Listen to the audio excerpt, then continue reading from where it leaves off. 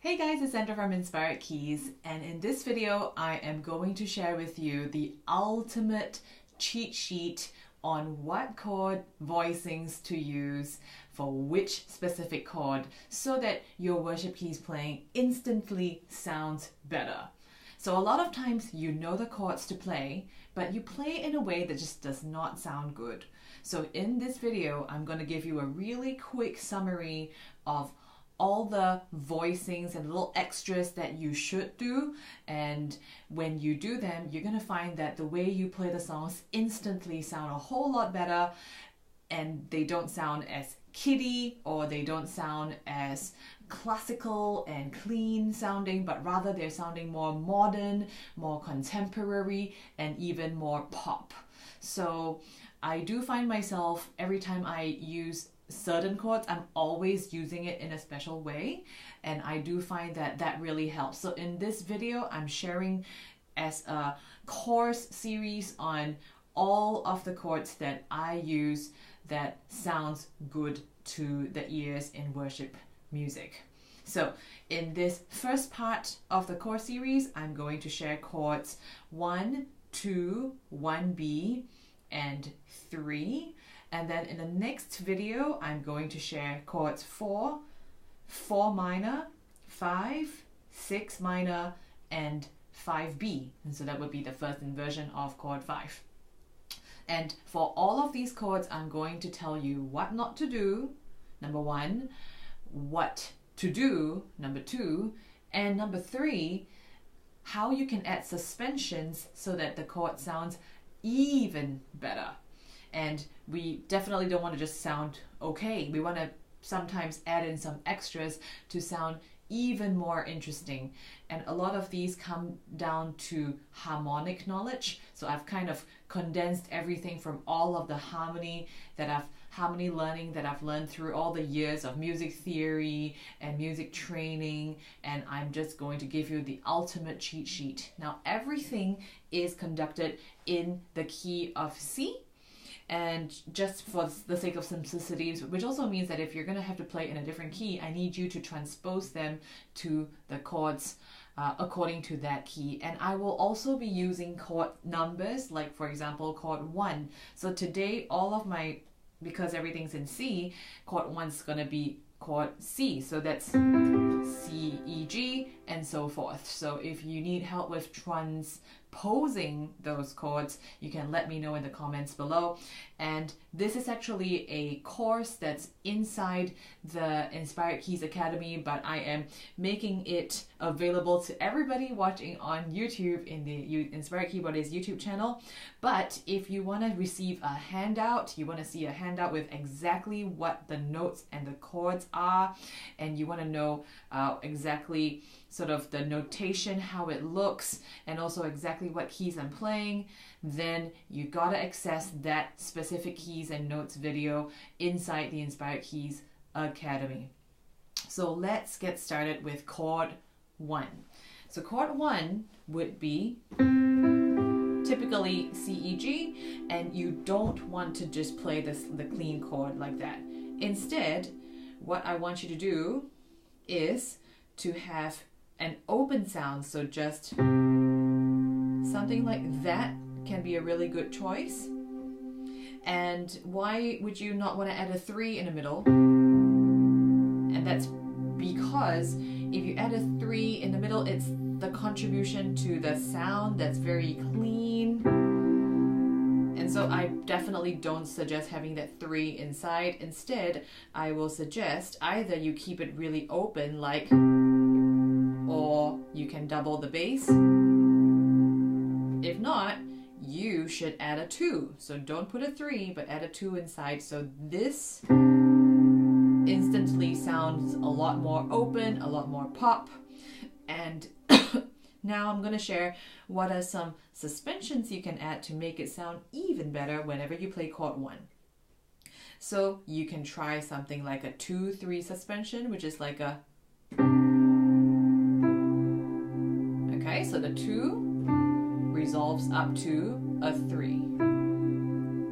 Or you can also try a 7/8 suspension. Now 8's actually 1, but 7/8 is where you want to make sure that it's 7 going up 1 step to 1 as opposed to 7 going down 7 steps to 1. Okay, so 7/8 as in going up 1 step. So something like this. Okay, so that's another cool thing you can do as a suspension. So for example, here's a little chord progression that I can sort of come up with right now. Imagine a chord progression like 1, 5, 6, 4. So instead of going just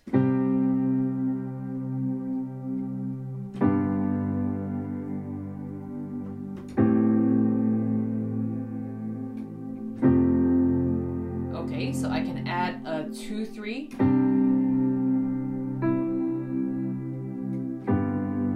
Instantly that becomes a more interesting chord 1. Alternatively, it could also be a 7/8, like a. See how that instantly becomes more interesting. And if you notice the song Forever He is Glorified, that opening riff is also a 7/8. So yep, so that is a suspension decoration. That makes chord 1 very interesting. Otherwise, it's just really boring. Let's move on to chord 2. For chord 2, do not do the very simple version, which is, okay? Instead, try having 2 in the bass and a 1 and 5 on the right hand, which is really a principle of having the everlasting 1 and 5. So something like this. Okay, so that's what I suggest. Every time you play chord 2, put a 2 and a 1 and a 5 on the right hand. Now remember, when it comes to 1 and 5, it doesn't have to be just these two. It could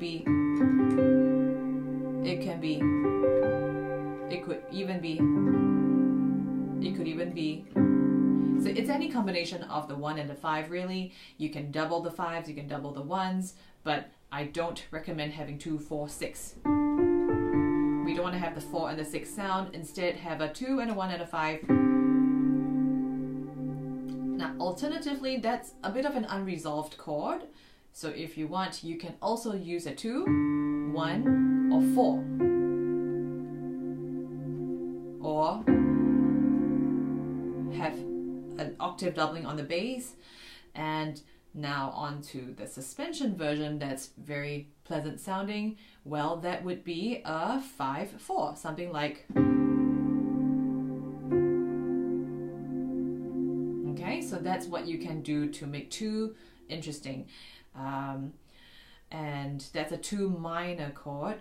So if you notice, because you add a 1, it actually becomes a 2, 7 straight away, 2 minor 7, like, because there is a 1, 2, 3, 4, 5, 6, 7. So the C is actually the 7th chord. So actually the 2s for all the minor chords make them minor 7th chords. They instantly sound better in worship. So something like this. Okay, now this is another way that I will play my chord 2s so that they sound interesting. Something like, let's see, what's a song that I can use?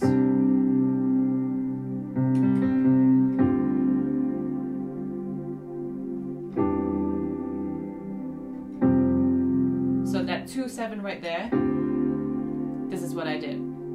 So instead of just having a 2, 1, 5 or just a 2, 1, 4, I did a 2, 1, 4, 5.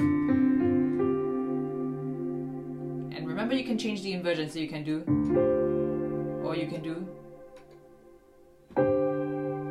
or if your hand's able to stretch. So that's all about chord 2. I'm going to move straight on to chord 3.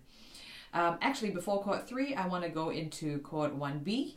So in Roman numerals, 1B is first inversion of chord 1. So very simple terms will be, if this is chord 1, this is chord 1B, and that also just means C over E, which means whatever it is you play on your the top, you can have all the 1s, but your bass note has to be an E.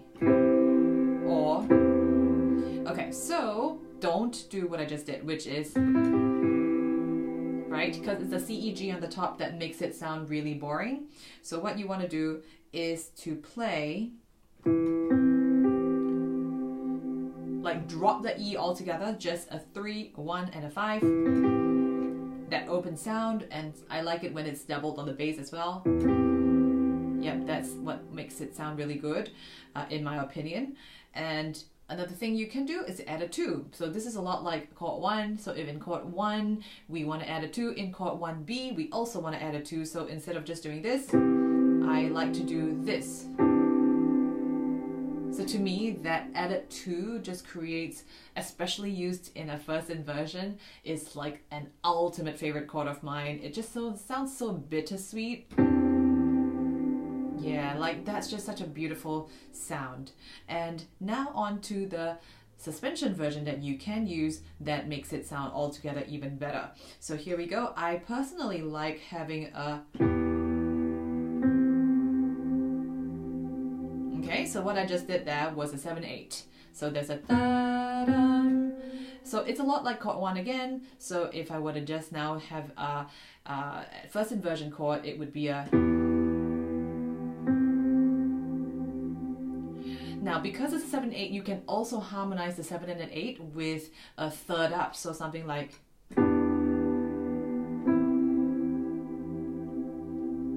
something like that, okay? So like...